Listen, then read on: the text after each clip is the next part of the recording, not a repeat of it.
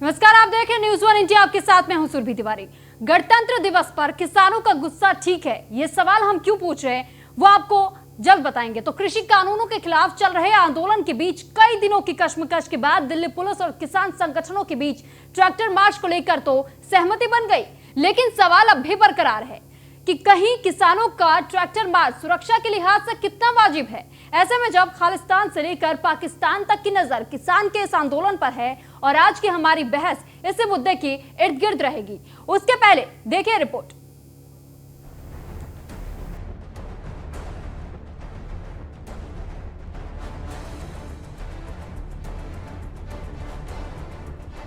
देश की सुरक्षा एजेंसियों ने बड़ा खुलासा किया है कि पाकिस्तान से संचालित होने वाले सैकड़ों ट्विटर हैंडल से किसान आंदोलन को ऑपरेट किया जा रहा है। इतना ही नहीं, खालिस्तानी मूवमेंट भी किसानों के इस आंदोलन में पहले देखा गया है। ऐसे में गणतंत्र दिवस के मौके पर सुरक्षा को लेकर सवाल खड़े हो रहे हैं। हालांकि सुरक्षा के मद्देनजर दिल्ली पुलिस की टीम ट्रैक्टर परेड के दौरान सादी वर्दी में नजर आ सकती है। वैसे तो सुरक्षा को लेकर रास्तों में सीसीटीवी कैमरों ने भी उपद्रवियों पर निगरानी रखी जाएगी। 26 जनवरी के लिए तो हमारी पूरी तैयारी है। इसमें जैसे मल्टी लेयर सिक्योरिटी अरेंजमेंट्स होते हैं वो भी हमारे इन प्लेस हैं। एंड इसके अलावा हम पूरी ही जो राजपथ का एरिया है, सराउंडिंग एरिया है, उसमें सीसीटीवी कैमरास भी इंस्टॉल किए गए हैं और जिसकी मॉनिटरिंग ऑलमोस्ट 10 दिन से हमारी मॉनिटरिंग चल रही है कि कौन अप्रोच कर रहा है उसको, कौन नहीं। एंड इसके अलावा हमने 30 ऐसे लोकेशंस पे FRS कैमरास लगाए हैं, जो फेस रिकग्निशन सिस्टम कैमरास है, जो वांटेड क्रिमिनल्स को और टेररिस्ट को या एंटी सोशल एलिमेंट्स को, जो हमारी डेटाबेस है उसमें से स्कैन करते हैं। और अगर ऐसा कोई व्यक्ति अंदर आने की कोशिश करेगा या परेड में शामिल होने की कोशिश करेगा तो उसमें अलार्म एक साउंड होती है और उनकी फर्दर वेरिफिकेशन भी की। गणतंत्र दिवस के मौके पर किसानों के ट्रैक्टर परेड में अब सिर्फ कुछ ही घंटों का वक्त बाकी है। सिंघू बॉर्डर, गाजीपुर बॉर्डर, चिल्ला बॉर्डर पर ट्रैक्टरों की तादाद लगातार बढ़ने लगी है। किसानों को गणतंत्र दिवस परेड खत्म होने के बाद दिल्ली के तय रूटों पर ही ट्रैक्टर परेड निकालने की अनुमति दी गई है। दिल्ली पुलिस की मंजूरी के तहत किसान सिंघू, टिकरी और गाजीपुर बॉर्डर पर ही परेड निकाल सकेंगे। इसके अलावा किसी अन्य रूट पर किसानों को ट्रैक्टर मार्च निकालने की अनुमति नहीं दी गई है। वहीं पुलिस के मुताबिक किसान संगठन के साथ उनका संवाद अच्छा रहा है और इसी वजह से सहमति बन पाई है। लेकिन CISF के कंट्रोल रूम से इनपुट मिला है कि कई पाकिस्तानी आतंकी संगठन आंदोलन का माहौल खराब करने की कोशिश में लगे हैं। इसलिए पुलिस लगातार रैली के दौरान पुख्ता इंतजाम में जुट गई है।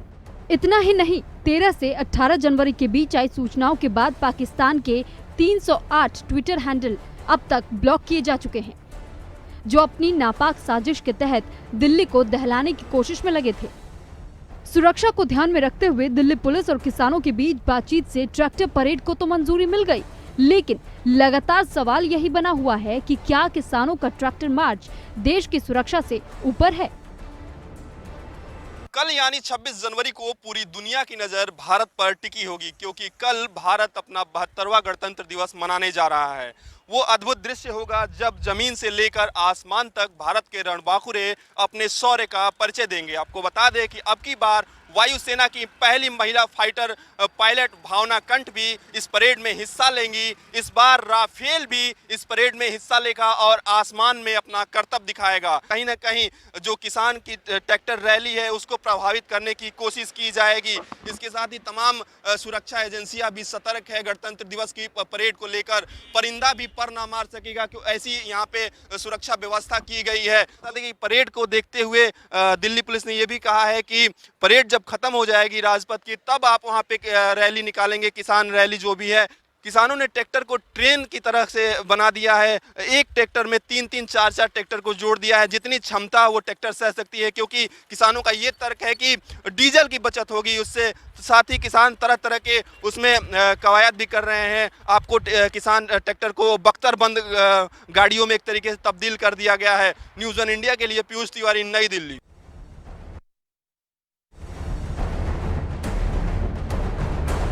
क्या आंतरिक सुरक्षा बिगड़ेगी?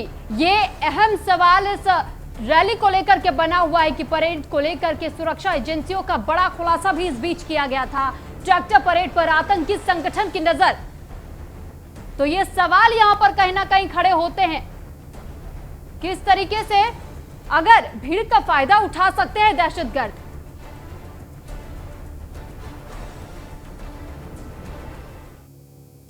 तो अब इस बहस की शुरुआत करेंगे और हमसे चर्चा करने के लिए, बातचीत करने के लिए हमारे साथ तमाम गेस्ट भी जुड़ चुके हैं। और सबसे पहले हम आपको लिए चलते हैं, राष्ट्रीय प्रवक्ता है भारतीय किसान यूनियन के, तो उनके पास लिए चलते हैं आपको, राकेश टिकैत के पास। राकेश टिकैत जी, सबसे पहले बहुत स्वागत आपका न्यूज़ वन इंडिया पर। राकेश जी, सवाल यही कि क्या गणतंत्र दिवस के अवसर पर जिस तरीके से ट्रैक्टर रैली निकाले जाने की बात आप लोगों की तरफ से की गई, क्या आपको नहीं लगता कि इस बीच में जो इनपुट मिला है, इस इनपुट के वजह से क्या सुरक्षा को लेकर सवाल खड़े हो सकते हैं? राकेश जी, क्या आपका आवाज मिल पा रही है? जी, सवाल मेरा यही रहेगा राकेश जी आपसे कि जिस तरीके से 26 जनवरी के दिन यानी गणतंत्र दिवस के दिन पर आप लोगों ने यह तय किया कि ट्रैक्टर रैली निकाली जाएगी, क्या आपको नहीं लगता कि सुरक्षा को लेकर के जिस तरीके से इंतजाम हर बार पुख्ता तो किए जाते हैं, लेकिन आतंकी संगठन भी इसमें बार बार यही कोशिश कर रहे हैं कि इस आंदोलन को मुद्दा बनाया जा सके, सुरक्षा को भंग किया जा सके? हाँ, ये जब ही तो इलाज करवाया आप जैसे लोगों ने, किसने कहा ये?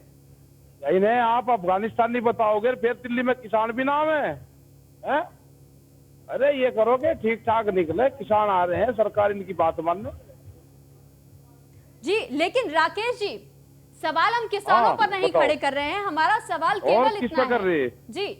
हाँ बताओ जी, सवाल केवल इतना है कि क्या आपको नहीं लगता कि अगर बार बार आंदोलन को लेकर के इस तरीके से जो आतंकी संगठन है वो भी कहीं ना कहीं इस आंदोलन में अपना हस्तक्षेप करने की कोशिश कर रहे हैं, लगातार ऐसे इनपुट हमारे सुरक्षा एजेंसियों को मिल रहे हैं। अच्छा, कहाँ है सुरक्षा एजेंसी? हो उनसे बात करवाओ, हमारी तो बात करी नहीं किसी ने जी। कहाँ है सुरक्षा एजेंसी? आप लोगों की तरफ से क्या कुछ सुनिश्चित किया जाएगा? आपकी तरफ से क्या सुनिश्चित किया जाएगा सुरक्षा को बनाए रखने? दिल्ली में जाएगा ट्रैक्टर, ये ट्रैक्टर दिल्ली में जाएगा, दिल्ली की चमकीली सड़कों को देखने जाएगा दिल्ली में। किसान आ गया यहाँ पे। हाँ जी, चलिए, आपने ये तो कह दिया कि दिल्ली की चमचमाती सड़कों को देखने के लिए ट्रैक्टर रैली आप लोग निकाल रहे हैं जी, लेकिन आप लोग क्या संदेश इस ट्रैक्टर रैली के माध्यम से सरकार को देना चाह रहे हैं? सरकार सुधर जा, काम करे ठीक थी, ये किसान जाग गया, आ गया दिल्ली के रास्ते देख लिए इसने जी। आप कह रहे हैं कि सरकार को सुधरने की जरूरत है, जरा स्पष्ट तरीके से बताएंगे कि कैसे सुधरने की जरूरत है? अरे काम करनी रही तो सुधरने का ही तो कहा हमने जी। वो बिल वापसी ले ले, कानून जो एमएसपी पे है कानून बनावे। हाँ, ये करे काम, सरकार करना पड़ेगा उसको। लेकिन राकेश जी, सरकार ने तो साफ तौर पर ये कह दिया है कि हम बिल तो वापस लेंगे नहीं, कानून तो रद्द होगा नहीं। और सरकार ने कह दिया, और कानून नहीं रद्द लेंगे तो ये क्या किसान घर जाल लग रहा है? हाँ, हम घर नहीं जाते, यही रहेंगे। तो यानी एक तरीके से संदेश है, ये चेतावनी, ये ललकार है आप लोगों की ट्रैक्टर रैली के माध्यम से। हाँ, सब ललकार समझ लो, सब कुछ ही समझ लो। तो आंदोलन है 26 तारीख का, तो नेशनल गणतंत्र परेड है हमारी, ठीक है, वो निकलेगी। गणतंत्र दिवस है ये हमारा, तिरंगे झंडे को सम्मान कर रहे हैं सब लोग, देश का, पूरी दुनिया की बेहतरीन परेड निकाल रहे हैं, ठीक है। इस पे चेतावनी कहाँ से आएगी बात?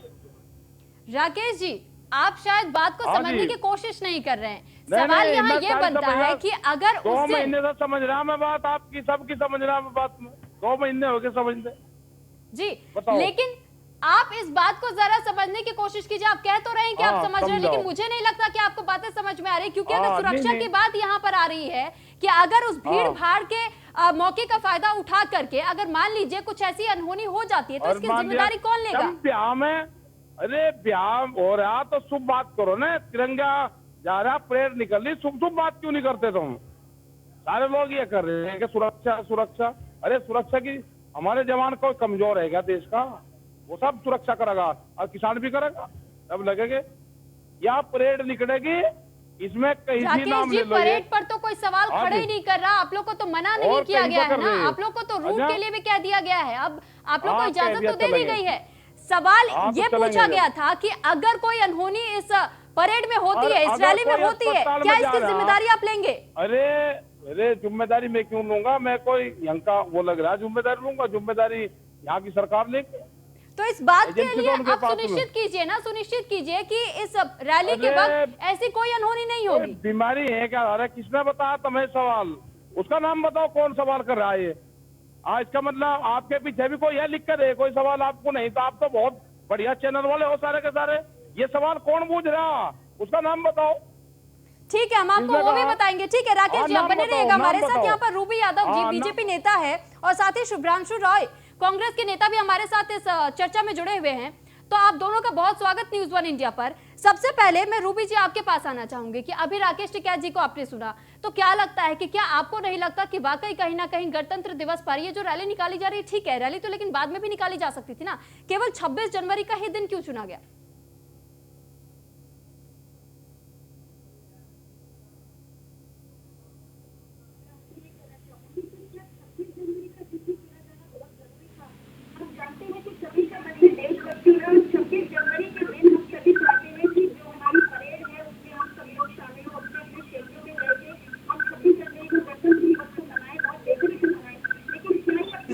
रूबी जी आपकी आवाज दरअसल साफ नहीं, हम अपने टीम से चाहेंगे एक बार दोबारा से उनसे संपर्क करने की कोशिश करें। तब तक शुभ्रांशु जी आपसे इस पर टेक चाहेंगे, क्या लगता है कि क्या आज के दिन इस तरीके से जब ये निर्णय लिया गया किसानों की तरफ से कि 26 जनवरी को रैली निकाली जाएगी, ट्रैक्टर रैली निकाली जाएगी, कितना सही आप ठहराएंगे? क्या ये गुस्सा नहीं है किसानों का? सुरभि जी, आप एक वरिष्ठ एंकर हैं।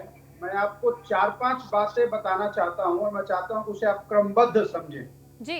सबसे इंपॉर्टेंट बात कि जब हमारे देश का पहला गणतंत्र बना था तो अंदर ट्रैक्टर टाली की रैली हुई थी, परेड निकला था जी। हमारे देश के प्रथम राष्ट्रपति डॉक्टर राजेंद्र प्रसाद के सामने, क्योंकि हिंदुस्तान की आत्मा किसानों के साथ बसती है। आज 62% लोग किसानी पे डिपेंडेंट हैं, उस समय 85% लोग डिपेंडेंट थे। तो पहली बात यह है कि किसान आत्मा है, सरकारें आती हैं, सरकारें जाती हैं। दूसरी इंपॉर्टेंट बात आप बार बार पूछ रही थी कि जिम्मेदारी कौन लेगा जी। 80 से ज्यादा हमारे अन्नदाता जिनका दिया हुआ राशन हम लोग दिल्ली मुंबई के महानगरों में खाते हैं और खाकर ये बात आपसे कर रहे हैं, अब तक उन्होंने अपना प्राण त्याग दिया है। क्या उनकी मौत के लिए नरेंद्र दामोदर दास मोदी को जिम्मेदार मान लें? क्योंकि कानून, काला कानून तो मोदी जी लाए हैं। नहीं शुभ्रांशु जी, जिम्मेदार भी शुभ्रांशु जी उस मुद्दे पर तो हम बात ही नहीं कर रहे हैं, उस मुद्दे पर भी हम जाएंगे, ठीक है उस पर भी बहस होगी, लेकिन आज का जो मुद्दा है आप उस पर बात कीजिए ना। सुरभि जी, हाँ मैं उसी पे। अब आपका तीसरा पॉइंट ये था कि सुरक्षा व्यवस्था जी। देखिए, जो किसान कल रैली लेकर आ रहे हैं, जो कल खेतों से निकल कर आए हैं, खेतों का पानी अब आंखों में आंसू बनकर आ गया है, उन्हीं के बेटे बॉर्डर पे खड़े हैं। तो कम से कम मुझे विश्वास है और आपको भी विश्वास होना चाहिए कि मां भारती के रणबांकुरे जब तक सीमा की सुरक्षा के लिए खड़े हैं, इस देश की 135 करोड़ आबादी सुरक्षित रूप से चल सकती है, सो सकती है, जाग सकती है, बैठ सकती है। इस पे प्रोपेगेंडा नहीं होना चाहिए। लेकिन जहां तक भारतीय जनता पार्टी के चाल, चरित्र और चेहरे का अगर आप थोड़ा सा अवलोकन करने की कोशिश करेंगी तो पीछे जितने भी चुनाव होते हैं, हर चुनाव में जहां भाजपा को खतरा होता है वहां बोल देती है पाकिस्तानियों की एंट्री हो रही है। ठीक है, ठीक है शुभ्रांशु जी, एक मिनट में आपके पास लौटूंगी। जरा एक बार दोबारा मैं राकेश जी से जानना चाहूंगी। राकेश जी, मैंने आपका हाल फिलहाल में एक बयान सुना था, उस बयान में आपने ये कहा था कि इस ट्रैक्टर रैली में आप लोग तिरंगे के साथ साथ डंडा भी रखेंगे, तो जरा इसके बारे में आप स्पष्ट करेंगे? हाँ स्पष्ट कर रहा है। ये जो संघ वाले हैं ये कहीं के लिए रखे डंडा, RSS वाले भी तो डंडा रखे है। और मुझे डंडे के बिना झंडा बता दो कहीं में गलता है। आप तो सब बुद्धिजीवी आदमी हो, इस देश का इलाज ही नहीं हो गया। जो आप जैसे ज्ञानी लोग बैठे इस देश का इलाज ही होगा। भाई झंडा बगैर डंडे का गलता है क्या? बताओ, अगर गलता हो तो बता दो मुझे। नहीं, जैसे आपने उस बयान में साफ कहा था कि अगर आप लोग के रैली में कोई ऐसी अनहोनी करने की कोशिश करता है या बदमाश उसमें शामिल होते, आप लोग खुद उनके तरफ वो एक एक्शन लेंगे और कार्रवाई भी आप लोगों की तरफ से की जाएगी। किसकी हिम्मत? हाँ हम भी करेंगे, पुलिस भी करेगी। किसकी हिम्मत है कि हमारी तिरंगे की परेड में कोई खलल डाल दे? जी हाँ, तो यही तो आपसे सुनिश्चित करना चाह रहे राकेश जी। ठीक है रूबी जी, आपके पास जरा मैं आना चाहूंगी। जरा आपसे मैं जानना चाहूंगी कि बार बार सवाल बीजेपी पर खड़े किए जा रहे हैं, बार बार ये कहा जा रहा है कि सरकार किसानों की आवाज सुनने को तैयार नहीं है, और यहाँ पर अब सुरक्षा के मुद्दे को लेकर के ये कहा जा रहा था कि जब परेड पूरी निकल जाए उसके बाद से किसान अपनी रैली निकाले। तो ये बात जरा आप स्पष्ट करेंगे कि ऐसा क्यों किया गया?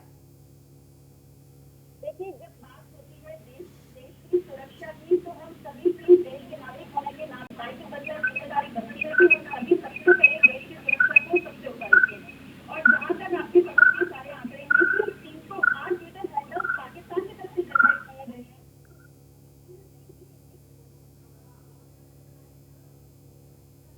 क्या ये जो हमारे किसान भाइयों की परेड में ये जो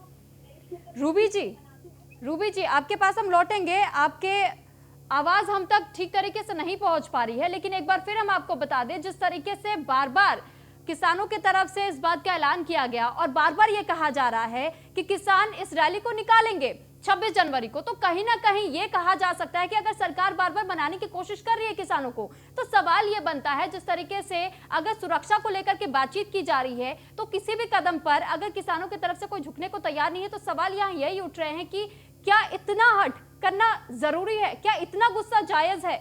और राकेश टिकैत जी, यही चीज हम आपसे जानना चाह रहे हैं कि अगर सरकार बार बार ये कह रहे हैं, ठीक है शुभ्रांशु जी, इसका जवाब मैं आपसे चाहूंगी कि अगर बार बार सरकार ये कह रही है कि कई मुद्दों पर अगर हम विचार विमर्श करने को तैयार है, अगर हम बातचीत के लिए तैयार है, कई दौर की वार्ताएं बुलाई गई, तो क्यों ऐसा हो रहा है कि हर बात को लेकर के हट किया जा रहा है? जी, ऐसा है कि सरकार कुछ नहीं कर रही है, सिर्फ प्रोपेगेंडा कर रही है। नरेंद्र मोदी जी की एक आदत है, जब भी कुछ उनसे नहीं संभलता है तो मुद्दे में वो विदेशी, पाकिस्तानी, मुसलमान, आतंकवादी ये सब शब्द यूज कर लेते हैं। आपको पता है तो मैं एक बात बताता हूं, हम लोग उत्तर प्रदेश के पूर्वांचल की मिट्टी से आते हैं, वहां सरकार को माई बाप कहा जाता है। बेटा अगर परेशान है, किसान परेशान है जो आपको अन्न पैदा करके दे रहा है, तो भैया अगर हम नहीं आपका कानून लेना चाहते हैं तो आपने कौन सा मोटा माल अंबानी अडानी से लिया है इलेक्टोरल बॉन्ड के रूप में कि बिल कैंसिल नहीं कर सकते? बताइए। बात तो आप करते हैं चौड़े चौड़े होकर, देश की सुरक्षा की बात आप शायद ये न्यूज नहीं चलाएंगी कि आज अरुणाचल प्रदेश में भारतीय सेना और चीनियों के बीच में झड़प हो रही है। सर सुनिए, ये आरोप बिल्कुल भी मत लगाइएगा। न्यूज वन इंडिया ने हर खबर को प्रमुखता के साथ दिखाया, चाहे वो किसानों की बात रही हो, चाहे वो किसी की भी बात रही हो। सुन लीजिए, पहले थोड़ा सुना करिए मैडम, प्लीज रिक्वेस्ट है। अरुणाचल प्रदेश में दीनदयाल स्मार्ट सिटी बन गई, चाइना आपके अंदर 4.5 किलोमीटर एंटर करके कॉलोनी बना दिया। चलिए ठीक है शुभ्रांशु जी, आपसे एक सवाल इसी पर मैं पूछना चाहूंगी, आप बार बार ठीक है बीजेपी की खामियों को तो गिना रहे हैं, जब आपकी सरकार 70 सालों तक के लिए थी तब आपने किसानों के लिए क्यों नहीं कुछ किया? मैडम मेरी बात सुनिए, 70 साल पहले हम और आपके पास लिमिटेड संसाधन था कपड़ा पहनने का, हमारा देश गरीब था, भूखा था, परेशान था। हमारे पूर्व प्रधानमंत्री ने आह्वान किया था नहीं तो स्वामीनाथन की रिपोर्ट तो आपके वक्त में भी आई थी ना, स्वामीनाथन की रिपोर्ट तो आपके वक्त में भी आई थी ना, कहा तो गया था कि आप लोगों की तरफ से उसको लागू किया जाएगा, क्यों नहीं किया गया था? सुनिए ना, सिंपल सा सवाल है, काहे मतलब भाजपा को फील्डिंग करने दीजिए ना, आप क्यों कर रही हैं? प्लीज सुनिए तो सही, कम से कम नरेंद्र मोदी जी के लिए आईना तो ले जाइए। आपने बिल बनाया किसानों के लिए, उन्हें मंजूर नहीं है, खत्म करिए, बाद में दोबारा नया बनाइएगा। चलिए ठीक है रूबी जी, आपसे इस बात का जवाब चाहूंगी मैं। एक मिनट रुके। उत्तर प्रदेश देखिए, मोदी सरकार कांशु जी इस बात को कह रहे हैं, लेकिन वो अच्छी तरह जानते हैं कि उनकी गवर्नमेंट भी इन बिलों को लेकर आई थी, और हमारे बड़े भाई यहाँ पर राकेश टिकैत जी मौजूद हैं, उनके पिताजी ने भी वो भली बात जानते हैं और पूरा उत्तर प्रदेश जानता है कि उन्होंने कितने आंदोलन किए थे इन बिलों के लिए। और आज जब ये बिल पास हो गए हैं तो मेरी समझ में तो ये नहीं आता कि राकेश टिकैत जी क्यों इस बात के विरोध में है, जबकि वो जानते हैं कि ये बिल किसानों के हितैषी है, उनको बहुत बेनिफिट, बहुत फायदा इससे होने वाला है। क्योंकि मैं भी उत्तर प्रदेश की ही बेटी हूँ, मेरठ जिले से हूँ, मुजफ्फरनगर में पली बड़ी हूँ, तो मुझे बड़ी बात ही पता है, किसान परिवार से हूँ। और आज मेरा परिवार भी खेती करता है, गन्ने की खेती होती है, गेहूं की होती है, लेकिन मेरे परिवार को बड़ी बात ही पता है। हम सभी जानते हो, ऐसे देश भर में हर राज्य में किसान परिवार है जो जानते हैं कि ये बिल कितना ज्यादा हम लोगों को फायदा देने वाले हैं। और जो छोटे छोटे इश्यूज किसान भाइयों के, किसान यूनियंस के, वो सरकार ने मान लिए हैं, चाहे वो एमएसपी को लेकर हो, चाहे वो अभी जो 1.5 साल के लिए ये भी कहा गया है कि आप इन बिलों को 1.5 साल के लिए होल्ड किया जाएगा, कमेटी बनाई जाएगी, कमेटी के माध्यम से जो भी छोटी मोटी प्रॉब्लम्स है उनकी रिजोल्यूशन कमेटी बनाई जाएगी। लेकिन किसान भाई जब तक सामने आकर ये नहीं कहेंगे कि म्यूचुअल अंडरस्टैंडिंग के साथ कि ठीक है हम इस पर वार्ता करते हैं और हम इन बिलों को आप लोग वापस नहीं लीजिए और इन पर जो भी संशोधन होने हैं वो करने के लिए जब तक सहमत नहीं होंगे तब तक ये जो हट की राजनीति आज लोग कर रहे हैं कांग्रेस के, अभी आप लोग आपके समझ प्रवक्ता ने ये बहुत सारी बातें, चलिए ठीक है, कांग्रेस सरकार लोगों को भरमाए जा रहे हैं, किसान भाइयों को भरमाए जा रहे हैं, क्योंकि किसान जो है हमारे देश के पूरे दुनिया के किसान भाइयों के लिए कहा जाता है कि वो बहुत ज्यादा गोरे किसान होते हैं, तो उनको जिस तरफ आप मोड़ देंगे वो बेचारे मुड़ जाते हैं। लेकिन उनको भी ये बात अच्छी तरह पता है कि जो कॉन्ट्रैक्ट फार्मिंग है वो पहले से ही चलती आ रही है, जिसका बेनिफिट राज्यों में पहले मिल रहा है। पंजाब हरियाणा जैसे बड़े राज्यों के अंदर कॉन्ट्रैक्ट फार्मिंग का बेनिफिट सभी किसान भाइयों को मिल रहा है ऑलरेडी। तो इसके माध्यम से जो 3 बिल आए हैं ये काले कानून नहीं है, ये तो फायदे के कानून है जिनके पीछे कांग्रेस इतने दिनों से पड़ी हुई थी कि हम लोग इनको लाएंगे उनके। चलिए ठीक है रूबी जी, फिलहाल हम बिल की तो बात अभी कर ही नहीं रहे हैं। जिस तरीके से शुभ्रांशु जी ने कहा सवाल केवल इतना था, सुरक्षा को लेकर के यहाँ पर सवाल बने हुए, लेकिन जवाब मुझे किसी से नहीं मिला है। आज यहाँ पर है और बिल पास कर दिए गए हैं, तो मिसलीड क्यों किया जा रहा है मैं ये जानना चाहती हूँ कांग्रेस से। और जहाँ तक देश की सुरक्षा की बात है, जो 308 ट्विटर हैंडल आपने भी बात कही है, पूरा देश ये बात जान रहा है कि पाकिस्तान के यहाँ से जनरेट हुए हैं और अगर कोई अनहोनी हमारे देश के अंदर हो जाती है तो उसके जिम्मेदार कौन है फिर? शुभ्रांशु जी जवाब चाहूंगी अब आपसे। बिल्कुल बिल्कुल, देखिए ऐसा आज है किसान कि भाइयों को आने 2019 का जब चुनाव जिस दिन खत्म हुआ था 50,000 गाड़ियां गायब हुई थी जिन्होंने नरेंद्र मोदी के लिए कॉन्ट्रीब्यूशन दिया था। इस देश की सुरक्षा की जिम्मेदारी नरेंद्र दामोदर दास मोदी की है, 135 करोड़ लोगों की जिम्मेदारी नरेंद्र मोदी की है। अगर आप काला कानून ला सकते हो तो लोगों को बचाने की जिम्मेदारी भी आपकी होगी। आपको लाना होगा और आपको सुरक्षित रखना होगा और कम से कम नरेंद्र मोदी जी को आप तो सरल से बाहर निकलिए। शुभ्रांशु जी बात को समझने की कोशिश कीजिए। अगर यहाँ पर ये देखा जा रहा है पाकिस्तानी एंगल आ रहा है, ये काला कानून आप क्यों नहीं रद्द करते? हमें नहीं चाहिए आपका काला कानून। और मैडम रूबी जी, इस देश में कौन ऐसा व्यक्ति है जो कॉन्ट्रैक्ट लेकर काम करना चाहता है? क्या कॉन्ट्रैक्ट जॉब? शुभ्रांशु जी अब बात समझने को तैयारी नहीं है, यहाँ पे सवाल सुरक्षा को लेकर के किया जा रहा है। सवाल सुरक्षा को लेकर है शुभ्रांशु जी, अगर आप ये कह देते हैं आप बता दीजिए ना फिर कि अगर मान लीजिए कोई अनहोनी हो जाती है इस बीच में, अगर किसानों की जान किसी की वजह से चली जाती है, क्या जिम्मेदारी आप लेंगे? शुभ्रांशु जी सुरक्षा को लेकर के सवाल है, उस पर बात कीजिए ना आप। कांग्रेस के लोगों ने पूरे देश को खोखला कर दिया, इसीलिए ही कांग्रेस की जड़ कमजोर होती जा रही है। यही कारण है कि आप लोग चाइना और अरुणाचल के अंदर घुस गया और आप बोलो जिम्मेदारी ना लेंगे। ये सुरक्षा एजेंसियां किस लिए बैठी हुई है? ये सुरक्षा एजेंसियां क्या किसान नेताओं को नोटिस देने बैठी हुई है? चलिए ठीक है शुभ्रांशु जी, रूबी जी आप दोनों का बहुत बहुत धन्यवाद हमारे साथ इस चर्चा में जुड़ने के लिए। सवाल जो किया गया था सुरक्षा को लेकर के, सुरक्षा पर तो किसी ने बात नहीं की। जब नेता कांग्रेस से भी पूछा गया कि आप अगर सुरक्षा को लेकर के कुछ कह सकते हैं तो बताइए, तो उन्होंने तमाम ऐसे मुद्दे उठाने शुरू कर दिए, बार बार बीजेपी को घेरना शुरू कर दिया, लेकिन सवालों के जवाब देते हुए साफ मुकर गए। तो उन्होंने सवालों के जवाब नहीं दिए। और आपने भी देखा कि किस तरीके से जब राकेश टिकैत जी से भी ये सवाल किया गया तो उन्होंने साफ कह दिया कि अगर अनहोनी होती है तो हम जिम्मेदारी नहीं लेंगे। अब सवाल ये बनता है कि जब सुरक्षा को लेकर कितने सवाल खड़े हो रहे हैं तो आखिर जिम्मेदारी किसकी होगी? अगर कोई अनहोनी हो जाती है इस बीच में तो जिम्मेदारी कौन लेगा? तो इसी के साथ फिलहाल इस बुलेटिन में इतना ही। नमस्कार।